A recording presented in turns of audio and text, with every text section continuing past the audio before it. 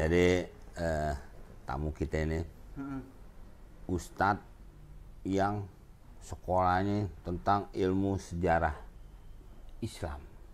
Waduh. Oh, nih Pak Ustadz Hamdi. Pak Ustadz, aduh, assalamualaikum. Waalaikumsalam warahmatullahi wabarakatuh. Pak Ustadz tuh di mana? Mesir ya Pak Ustadz? Saya dulu sekolahnya di Qatar. Qatar. Wow, Piala Dunia besok tuh. Ah Wah, iya benar, iya, Piala Dunia. Cuman lahirnya di Mesir. lahir di Mesir? Numpang lahir. Oh, numpang lahir. Jadi orang tuanya Pak Ustadz Lagi sekolah di sono. lagi sekolah di sono ngelahirin Lahirin. Ustadz Hamdi. Tapi sekolah di Qatar. Sekolah di Qatar. Qatar ini jarang terdengar soal pendidikan. Yang ngetop cuman yang tahu orang kita ya. Mesir, Mesir. Saudi, Betul. kan gitu tuh. Karena Mesir ada Al-Azhar ya, Betul. Ustadz ya. Terus di Qatarnya apa nih yang kayaknya saya jarang dengar. Baru dengar? Qatar itu merdeka tahun 72 72 dari Inggris ya. dari Inggris. Ya. Saya dapat beasiswa tahun 74. Beasiswa 2 tahun setelah merdeka baru kita dapat beasiswa untuk Indonesia. untuk Indonesia. Ya. Terpilihlah Pak Ustadz. Terpilih saya dari sekolah At-Tahiriyah. At-Tahiriyah. Iya. Waktu Tahu kan? Tahu. At-Tahiriyah itu ada di Kampung Melayu. Betul. Ya kan? Ya, Ibu Ane sering ngaji di situ. Nah, Ya, ibu ente bukan jagain sendal. Sambil ngaji boleh. oh, Sambil ngaji tiap ya Sabtu boleh. dong, tiap Sabtu dong. Sabtu. Iya ya. benar, tiap Sabtu. Sabtu Rabu Oh, itu ada betul. yang dagang juga. Iya, sampai nah sekarang itu. alhamdulillah. Terus masih berlanjut ya. Masih. Pandemi nggak berkurang? Pandemi berkurang dikit. Berkurang. Yang dagangnya udah nggak ada kali. Nah itu Pak Ustadz dapat beasiswa. Betul. 74, tahun 74. Berapa orang dari Indonesia? 5. Cuma dapat 5 Pak Ustadz dan 5 orang itu dan 4 orang. di Jakarta semua. Orang Jakarta semua. Dari At-Tahiriyah semua. Oh, akhirnya semua dapat. Kan beasiswa pertama Qatar itu untuk At-Tahiriyah. Dan kita termasuk orang pertama mungkin jangan-jangan, Meng. Saya ini orang pertama yang menginjak tanah Qatar. Tahun 74 karena nggak ada orang Indonesia. Dan orang nggak tahu Indonesia tuh mana, taunya Bali. Terus kita bilang Soekarno baru tahu, padahal zaman Soeharto zaman itu. Taunya Soekarno sama Bali, Indonesia mana Indonesia, bingung. Saking apa ya, barbar ya. Iya, 72 merdeka. Ya, 74 dia udah berani nyekolahin orang. beasiswa. Enggak, iya maksudnya si Qatar itu Oh, kan biasanya negara baru merdeka segala sesuatu biasanya kurang. Ini duitnya banyak nih.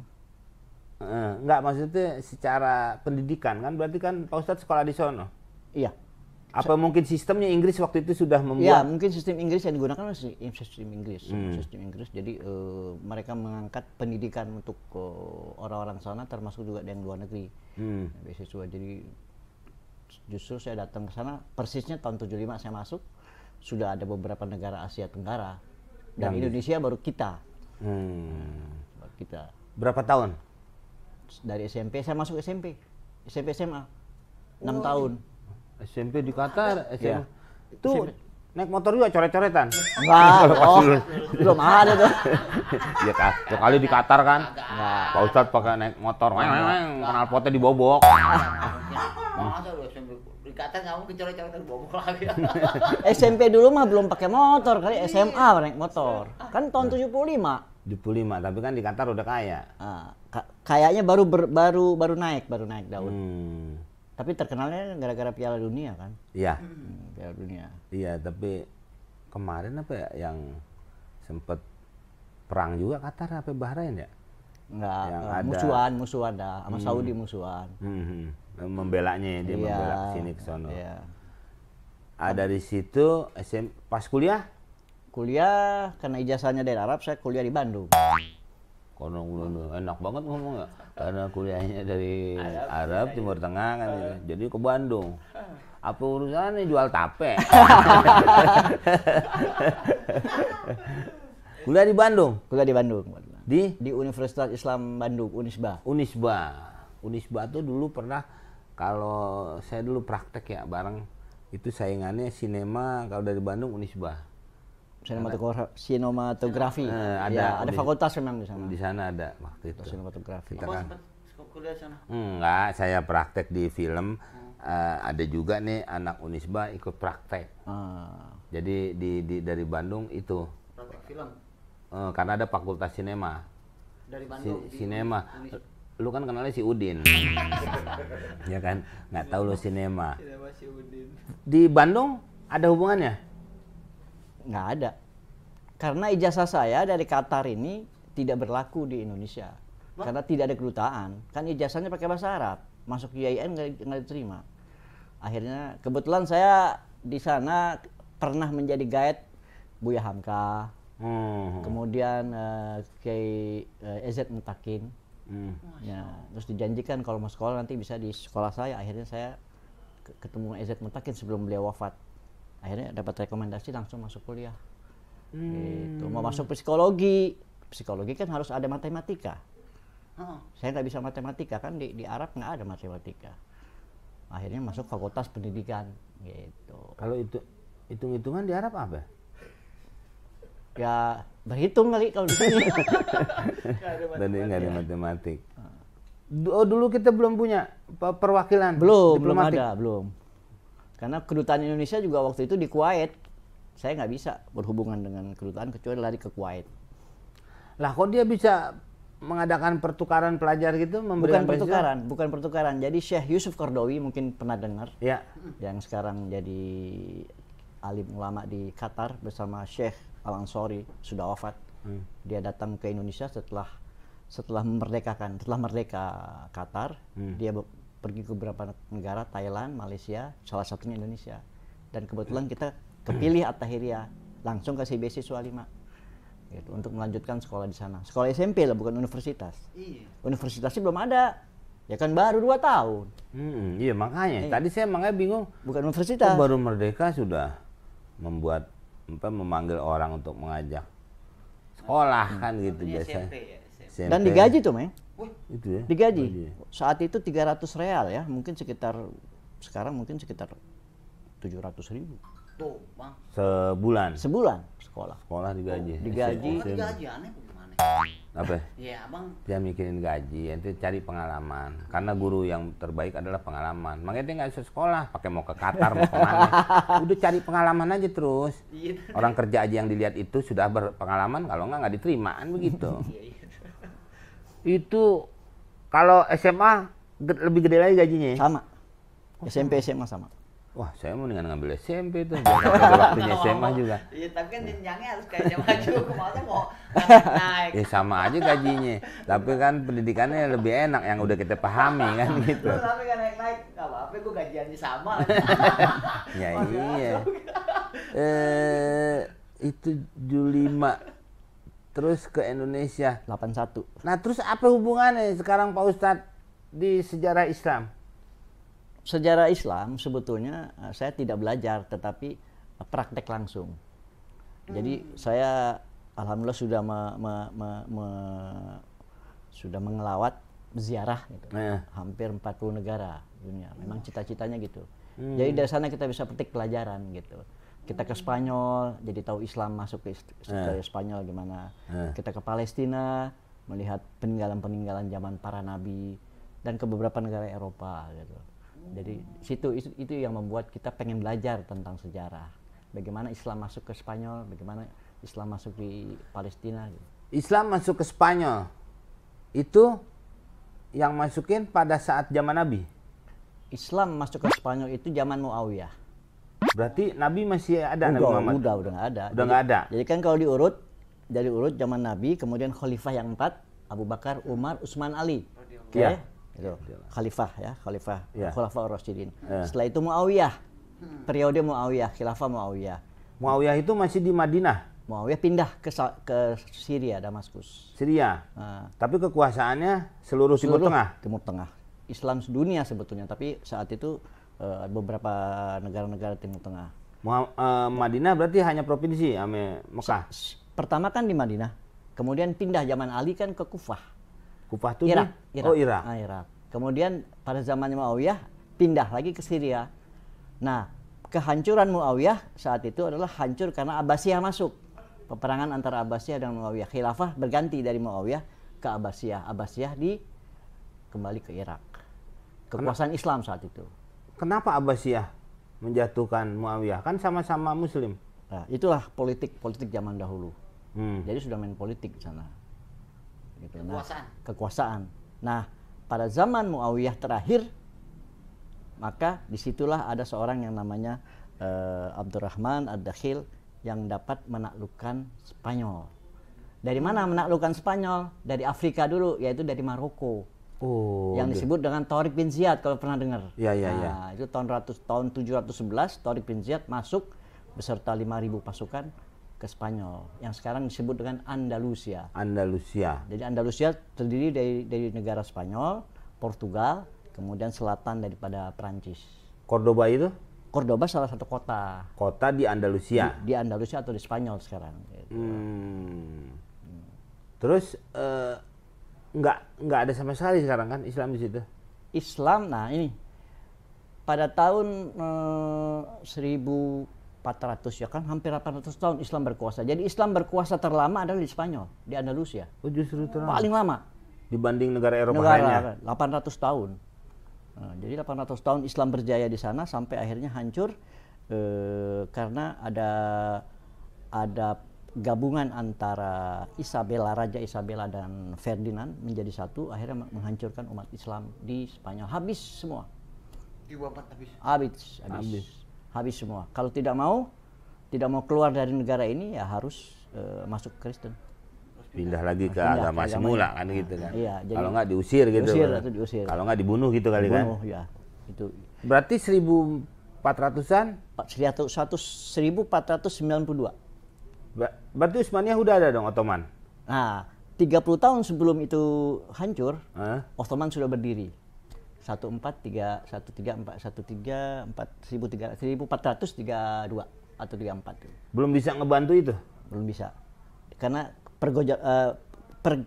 gejolak di Andalusia kan sudah mulai bergejolak kan, Islam sudah mulai runtuh. Iya. Runtuh. Tapi alhamdulillah sini melalui Al-Fatih di Konstantinopel baru bisa dikuasai oleh Islam. Jadi berlanjut tuh setelah keluar Abbasiyah, kemudian Andalusia, maka berdirilah Ottoman di Turki itu. Abbasiyah di bawah itu dong ya? Abbasiyah sebelum Ottoman. Habis. Berarti di Irak di bawah? Di bawah Ottoman, Pak. Di bawah Ottoman. Termasuk juga penguasaan Ottoman di Indonesia kan? Indonesia juga ada. Kalau Turki kan sebelum Ottoman Seljuk itu ya? Wah, itu Bani Saljuk, ada Saljuk Empire, ada empire-nya Genghis Khan. Ya itu kan? Masih di bawah sebelum Muawiyah. Oh, setelah Muawiyah. Oh, justru. Sebelumnya zaman Abbasiyah justru. Kan peperangan antara Genghis Khan itu yang ada di atau Saljuk itu kan perangnya lawan Abbasiyah. Di akhir-akhir Abbasiyah. Yang akhirnya si Abbasiyah itu dihancurin Irak oleh Genghis Khan itu Mongolia kan. itu Mongolia kan. Dibakar-bakarin buku-buku penting. Perpustakaan dibakar segala macam kan, habis semua buku-buku oleh itu Abbasiyah ya. Abbasiyah. Habisnya Abbasiyah oleh Mongol. Mongol salah satunya. Udah nggak ada khalifah. Lari ke Ottoman. Iya, tapi kan sempat kosong berarti kan? Iya, sempat kosong, tapi ada dibagi dua, ada di Mesir, Abbasiyah ada dua tuh, di Irak dan Mesir. Di Mesir gitu. Mamalik, ada lagi tuh. Mamalik setelah itu perang Ottoman, akhirnya Ottoman yang Mongol kalah sama Mamalik. Iya, di Suriah itu dia. Iya, itu jadi sisanya sedikit. Sisa Islam. Formalitas aja gitu, formalitas. Ada tapi nggak menguasai dunia. Mongol tuh bisa ngalahin Mongol. Tahu nggak Mongol? Nggak tahu. Kayak kelapa tuh makanan Betawi. Mongol. Orang nanya Mongol. Nah, kalau ke Indonesia benar abad 13 masuk Islam ke Indonesia? Ini masih perdebatan, Meng. Ada tiga teori. Ada yang mengatakan bahwa Islam masuk ke Indonesia itu abad ke-6.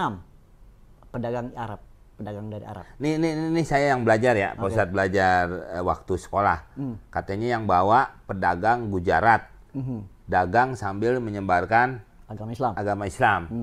Nah itu gimana itu? Itu abad keberapa berarti kalau yang omongan itu tadi? Sebetulnya ada tiga teori. Ada teori Arab, di mana bangsa Arab itu bisa masuk ke Indonesia itu pada abad ke-6 atau ke-7, tahun 601 sampai 700. Itu. Kemudian yang kedua, teori Gujarat. Yang Gujarat itu, yaitu bisa jadi orang Persia masuk ke Gujarat, kemudian berkembang ke Indonesia. Yang terakhir kita dengar abad ke-13 Islam masuk ke Indonesia, itu melalui melalui Gujarat juga. Jadi ada tiga teori yang sampai sekarang masih diperdebatkan mana yang benar gitu. Karena kan peninggalannya masih ada di daerah Jawa Timur loh, nggak salah. Peninggalan nisan-nisannya itu kan masih ada. Tapi kalau kita lihat zaman Sriwijaya tahun berapa, ingat nggak? Sriwijaya kan abad-abad ke-11-an ya. Iya, sebelum Majapahit ya. Majapahit Sriwijaya dulu itu kan Islam sudah mulai tumbuh. Artinya sebelum itu Islam sudah masuk. Harusnya. Gitu. Itu aja abad 11 ya. Abad 11 berarti bisa yang ke-13 bisa angus tuh. Perkembangan secara utuh mungkin abad ke-13. Iya, bisa jadi. Dulu kan masih diam-diam, kan saat itu kita dikuasai oleh Hindu, Buddha kan gitu kan. Jadi dakwahnya juga masih pelan-pelan gitu. Mulai mungkin berani katakan gitu abad ke-13 sudah mulai. Ya, Wali Songo kan akhirnya Wali Songo. Iya, kalau hitungan teori berarti yang 13, ada yang 6, yang 11 ya. 11, 13 sudah angus dong nih. Kalau ngikut teori. Iya, Ustaz. Iya. Ya kan? Nah, sekarang mastiin nih antara abad 6 sampai 11. Iya. Menurut Pak Ustadz? Kalau saya sih tetap menganggap abad yang pertama, abad ke-6. Ke-6 ya udah ada ya. Perdagangan ya, kan masuk melalui Samudra Pasai. Iya. Pasai ya, kan? Udah kerajaan. Iya kan? Kerajaan Islam. Islam. Udah ada. Itu. Tapi itu melalui perdagangan. Jadi mampirnya ke Gujarat. Jadi bukan orang Gujarat yang masuk, tapi bisa jadi orang Arab mampir ke Gujarat. Kan kalau lihat peta itu kan Arab dulu. Arabnya juga Arab Yaman ya. Yaman. Jadi sebelah selatan Timur Tengah itu dia bisa nyebrang ke Gujarat, India. Dari India masuk. Berarti kan bukan orang Gujarat dong? Bukan. Karena kalau dulu kan nggak ada yang langsung kayak sekarang Pak Ustadz ya. Kita dari Jakarta mau kemana aja langsung. Oh iya. Dulu pasti mampir gitu kan. Mampir nyebar. Dari mulut ke mulut jadinya kayak MLM ya. Kok dari mulut? Masa nyebarin Islam dari mulut ke mulut? Harus ketemu orangnya dong, gimana ente? Iya, maksudnya dia dari kayak aneh sama abang ngobrol-ngobrol gitu. Enggak, kan dia sembari dagang. Iya, sembari dagang. Ngobrol. Nih Bu, tawarin nih. Kainnya Bu. Wah, nih Bapak dari mana nih sembari ngomong? Oh, no. Mungkin ya, nggak tahu nih kalau Pak Ustadz yang memahami dari buku-buku itu. Itu dari mulut ke mulut berarti. Ya iya, masa ngobrol mau dari kuping ke kuping? Kan semuanya mulut. Cuma dilihat pembuktian dulu kenapa saya memilih yang 6, abad 6. Karena kalau Gujarat ini kan India, mazhabnya mazhab Syafi'i. Nah, sementara di Indonesia kan mayoritas mazhabnya Syafi'i. Bisa jadi ini yang benar gitu, karena mazhabnya Syafi'i. Yang keenam. Bisa jadi karena kan di Gujarat, India mazhabnya Syafi'i. Kalau Yaman? Sama. Syafi'i? Ya. Lah kan bisa juga berarti orang Yaman langsung. Iya, jadi orang Yaman harus mampir dulu ke Gujarat dulu, nggak langsung ke Indonesia. Iya. Bisa jadi, makanya saya bilang mungkin yang membawa itu adalah orang Arab, mampir di Gujarat, lanjut ke Indonesia. Ya, bukan gitu. Pedagang Gujarat. Bisa juga gitu. Sampai di situ. Kalau di India lebih dulu ya, Ustaz? Yang ada Raja Kankan itu kan berarti dia lebih duluan tuh yang Islam. Dulu kan India itu satu, akhirnya pecah kan?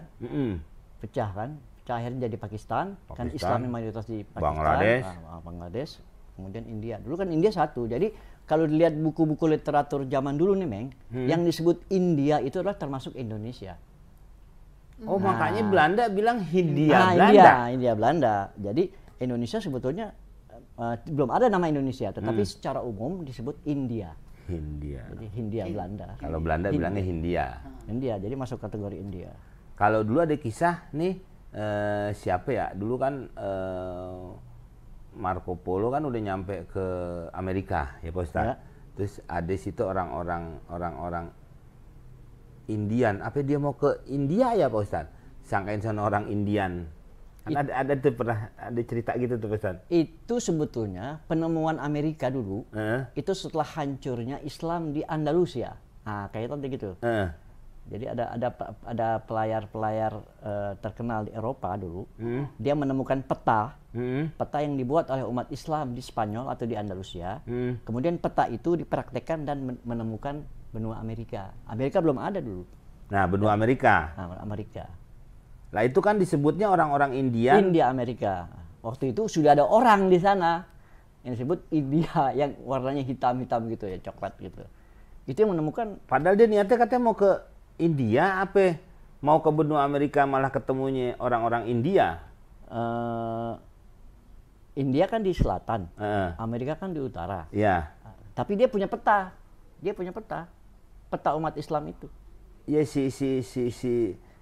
Kalau Marco Polo kan setelah itu kan tahun 1400, 1200 apa ya? Marco iya, Polo. sebelum Iya. yang lain-lain. Makanya katanya salah nih, dia sebenarnya mau ke Indian, akhirnya Nyasar ke Amerika. nyasar. Ada juga yang bilang begitu, mau ke India malah nyasar ke Amerika, disebut itu sangkain India. Ada juga yang mau ke benua Amerika, salah nih ngikutin Marco Polo, ketemunya India. Akhirnya disebut itu orang India. Indian pakai N ya. Pakai N. Kayak Dayak lah, modal Dayak mungkin Iya. dulu. Nah kalau orang kita kan taunya Dayak, orang Dayak suku yang ada di Indonesia gitu kan. Iya, di Karena Kalimantan. sama-sama pakai bulu kan Betul. gitu. Sebenarnya dia kan orang India, kulit merah apa ya. Nah itu jadi balik lagi ke Indonesia, itu pedagang Gujarat. Dari Gujarat ke Pasai. Ke Pasai. Karena Ibnu Battuta, nah ya, ada lagi Ibnu Battuta orang Maroko nih. Ibnu Battuta dia termasuk pelayar juga, pelayar dunia kan Islam. Dialah yang melakukan perjalanan ke India dan ke Cina, tapi melalui Sumatera, melalui Aceh, menemukan peninggalan Islam di sana. Itu Ibnu Battuta. Ibnu Battuta. Orang mana tuh? Orang Maroko. Maroko tadi. Maroko. Orang Islam. Dipahami dulu dong. Maka kalau mau puyeng Maroko sono. Rokok itu. Nah itu kalau abad 13 kan dari Pelabuhan Banten Pak Ustaz. Ya. Pelabuhan Banten, ya. Kalau ngomongin yang abad 13 Hah? masuknya Islam dari Banten. Tapi asalnya tuh dari Aceh sebetulnya. Yang saya baca ada juga yang Banten tuh Pak Karena Ustaz. Kapur Barus, Kapur Barus. adanya di mana? Iya, sono. Aceh kan. Heeh. Nah, itu dalam Kan ada yang bawa gitu maksudnya. dalam literatur Ibnu Battuta mengatakan saya menemukan Barus itu ya di ini Islam sudah masuk ke situ tuh di Aceh. Terus yang dari timur tetap awalnya dari Pasai. Jadi pusatnya nanti akhirnya adalah pusatnya Wali Songo ya di Jawa memang. Ya, jadi berkembang pesatnya itu setelah Wali Songo. Islamnya itu. Pada tahun 1400-an ya. Di Jawa. Jawa baru ke mana-mana, bukan timur ada yang masuk juga. Ya penyebaran dari situ. Iya, berarti tetap ujung-ujungnya dari Sumatera berarti. Tapi belum berkembang, masih daerah situ aja. Tidak meluas. Kan ke Jawa baru nyebar kemana-mana gitu. Kemana-mana. Jadi pusatnya kan Demak gitu kan. Saya kira di timur ada lagi yang bawa nih, Pak Ustadz, umpamanya di kan Sulawesi aja kan. Kalau ngelihat tuh kayak macam apa namanya ya? Patimura. Buton kayak gitu kan, dia kan udah juga tuh katanya, Pak Ustadz. Buton. Apakah itu memang yang dari Jawa juga? Atau mungkin bisa jadi itu dari Malaysia. Ya kan Patani juga dulu kan Filipina dulu Islam. Oh iya, Sulu ya. Iya Sulu kan Islam juga. Manila kan asli kan dari bahasa Arab itu Manila. Manila tuh. Itu dulu kan Islam, sekarang akhirnya kan berubah. Karena Spanyol banyak lama Spanyol, di sana. Kan? Jadi setelah Spanyol mengusir Islam di sana, maka dijajahlah Filipina sana. Sementara Portugal yang tadi dijajah oleh Islam, maksudnya dikuasai oleh Islam, larinya ke Indonesia. Iya, dia kan di Indonesia Timur lama tuh orang-orang. Jadi di situ. Portugis ya. Portugis. Karena ya, dibilang waktu itu Majapahit ada, tapi di Buton udah gaya-gayanya Islam kan gitu tuh Pak Ustadz. Berarti kan dia bisa udah duluan. Berarti belum ini banget nih Pak Ustadz nih sejarah Islam di Indonesia ya. Ya abad ke-6 kalau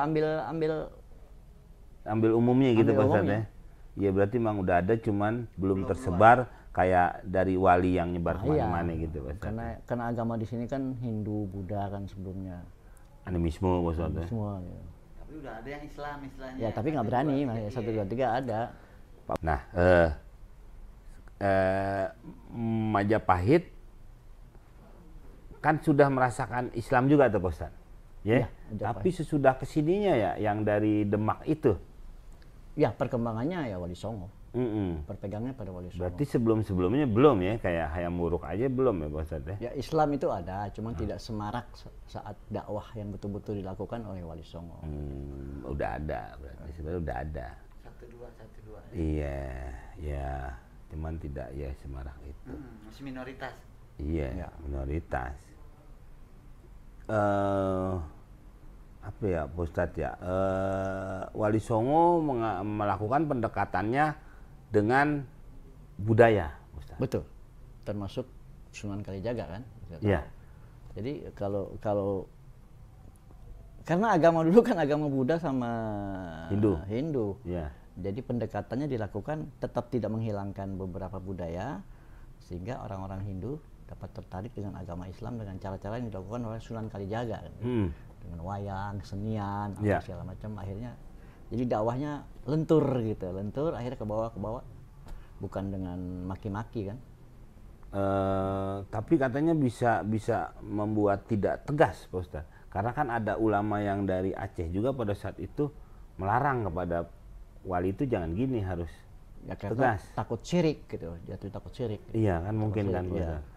Seperti kuburan kan orang mengatakan syirik gitu, Iya. kubur segala macam. Iya. Gitu. Tapi itu kebudayaan yang masih ada di Indonesia. Gitu. Ya, kayak sampai terdengar ada ya macam-macam deh. Ada juga yang dicampur akhirnya waktu mau nelayan mau ke laut ngasih pala kerbau tapi sambil berdoa gitu Pak Ustadz. Itu kan jadi nyampur. Iya. Akhirnya salah orang mengerti gitu Ya, maksudnya betul. maksudnya ulama yang waktu itu melarang ya. Ya mungkin asal jangan kebablasan aja gitu kan. Mungkin tujuannya baik dalam rangka supaya Islam itu tersentuh oleh umat lain, tapi jangan sampai ini ke bawah lagi gitu. Stop gitu. Karena memang untuk menguasai sesuatu kita harus menguasai budayanya juga gitu Pak Ustadz ya. Di Indonesia kan beda dengan di Arab gitu ya. Islam Indonesia tuh beda dengan di Arab. Indonesia ini kan katulistiwa, kemudian budayanya macam-macam. Dari sekian pulau dijadikan menjadi satu, jadilah Republik Indonesia. Sementara di Arab kan satu bahasa, Arab satu bahasa itu. Iya. Tapi akhirnya terpecah-pecah gitu. Terpecah-pecah, ada Mesir, ada Mesyiria, ada Mesir, Irak, ada Libanon. Syria. Itu sama kan ngomongnya kan? Ngomongnya Kayaknya satu Arab Arab, ya kan? tapi terdiri dari beberapa negara. Itu juga politik Luar sana ya. sana yang gitu. membuat terpecah-pecah. Itu kan mulai lahir itu setelah Ottoman. Ya kan, akhirnya Palestina yang tadinya punya Palestina dikasih buat orang Israel masuk ke sana, itu juga. Itu kan zaman Ottoman Abdul Hamid. kedua. Dan terakhir ya Pak Ustadz Terakhir ya. itu ya. Tapi kan dia mempertahankan. Ya, tapi akhirnya kan dikudeta oleh Iya. keluarganya sendiri. Saat setelah Perang Dunia Pertama kan 1924. 24. Perang Dunia Pertama. Masuklah si Atatürk, Ataturk. Kemal. Ataturk ya. Bapak bangsa. Bapak bangsanya orang Buat Turki dia. Ataturk. Iya. Jadi ya menurut kita sebenarnya Islam udah ada pada abad ke-6. Ya kan? Iya semua terserah dia mau ngartiin Iya, kemana kan sih. teorinya banyak-banyak, Iya teorinya kan? banyak. Ya Pak Ustadz ya, terserah deh masyarakat mau nilai yang mana. Emang tadi bang sudah jadi perdebatan gitu ya. Iya, kalau dulu pokoknya kita belajar abad ke-13 masuk ke Indonesia. Iya. Tapi tadi ada Pak Ustadz bilang ada 6, ada 11, ada 13 abadnya. Ya, saya udah ngobrol sama Pak Ustadz, saya sih sepakat nih. Abad ke-6 udah ada tapi tidak merata. Ya. Iya. Ya, mungkin kalau kata hujan masih lokal. Ya kan? Gitu ya. Iya, iya dong. Oh iya. Apa kayak Pak Ustadz. Jadi ya memang apa ya Pak Ustadz. Kalau pemerintah nih nggak bisa juga memastikan kan Pak Ustadz ya. Apakah dia harus mencari Pak Ustadz sejarah-sejarah yang pastinya deh gitu. Karena banyak ditemukan peninggalan zaman dahulu, jadi dikatakan ini abad ke-6, abad ke-13, abad Karena berkembang terus kan Pak Ustadz ya? Iya, ilmu ini kan terus berkembang, digali lagi. Akhirnya nemu lagi. Nemu lagi, ternyata masih ada. Kita kan tahunya dulu zaman sekolah dulu abad 13 kan. Setelah itu ditemukan lagi, ternyata ada sebelumnya itu sudah ada. Ada lagi sebelumnya lagi ada abad ke-6. Bahkan yang masuk ke sini ada yang bilang itu zaman Ali bin Abi Thalib, diutuslah Kian Santang. Pokoknya di Ali bin Abi Thalib. Ya ada tuh kisah Iya, Kian Santang kan. Iya. Dia mau ngislamin, kalau menurut ini ya Pak Ustadz, Kian Santang mau ngislamin Prabu Siliwangi kabur jadi macan, dia nggak mau masuk Islam kan gitu Pak Ustadz. Permasalahan Indonesia kan belum dikenal. Indonesia baru dikenal tahun 1945. Iya Indonesia. Gitu. Benar juga sih, kalau itu masih Pajajaran. Iya. Yang Kian Santang. Iya. Kian Santang. Bener nggak tuh katanya? Apanya? Katanya Kian Santang ke Arab gitu, Mekah, ketemu, kalau aneh pernah dengar ketemu siapa suruh nyabut itu enggak Ali bin Abi Thalib ya Pak Ustadz ya? Enggak, zaman Ali bin Thalib katanya khalifah zaman Ali bin Thalib sudah datang Islam ke sini. Sa'ad bin Abi Waqqas saja sudah ke Cina gitu, sahabat Rasul. Artinya apa tidak mungkin dia mampir ke Cina, ke Indonesia dulu. Bisa jadi kan? Bisa jadi juga kan Cina yang membawa ke Indonesia Islam itu ke Nusantara ya. Nah, yang masuk ke Cina ke Indonesia itu melalui Jawa tadi. Itu zaman kerajaan. Ini aduh lupa nih. Yang di Semarang. Ya. Oh, itu, apa namanya? Sanpokong. Ya, bukan. Bukan Sampo. Aduh, Masya Allah. Nah. Coba. Ada perahunya dia dikirim. Iya, perahu itu. Siapa? Perahunya. Bukan. Itunya yang Cina. Yang di Semarang sampai sekarang ada kuilnya tuh. Ada kuilnya, tuh ya. Sampokong. Bukan, tanya bukan. profesor coba. Profesor, ya? Coba buruan nih. Siapa namanya? Mau sampai lupa nih, ingat. Allah lupa. Coba deh, siapa namanya? Laksamana Cheng Ho. Laksamana Cheng Ho. Ini baru ingat. Ini baru ingat. Ini baru ingat. Nah, siapa tadi? Kertanegara, iya. Kertanegara Iya, itu kan waktu diserang oleh pernah kan dipotong kupingnya. Kupingnya itu dipotong. si Mengki masih Mongol. Itu. Mongol waktu itu. Kabur terus akhirnya kan? Kabur. Artinya orang Mongol takut sama orang Jawa loh. Balik lagi mau nyerang, tapi Kertanegaranya udah hancur. Udah hancur akhirnya. Oleh kerajaan Gelang-Gelang kan gitu. Iya. Nah, disitulah masuk siapa tadi? Cheng Ho ya ngirim lagi. Bisa jadi itu juga yang masuk ke Jawa itu. Iya.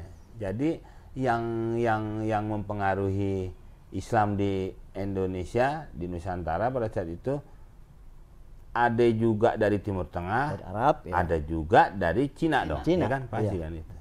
Nah gitu deh. Jadi semua kita kembalikan kepada bapak-bapak, ibu-ibu, para netizen. Kita berbagi informasi aja. Iya, berbagi informasi. Terima kasih Pak Ustadz. Pakai ginian juga nih. Nih sih cuma oleh-oleh, biasanya kalau udah ngobrol komen info. Oh gitu ya. Pak Ustadz langsung ngerujak. Oh iya. Capek. Udah semua. Terima kasih. Ya, terima kasih. Sampai jumpa.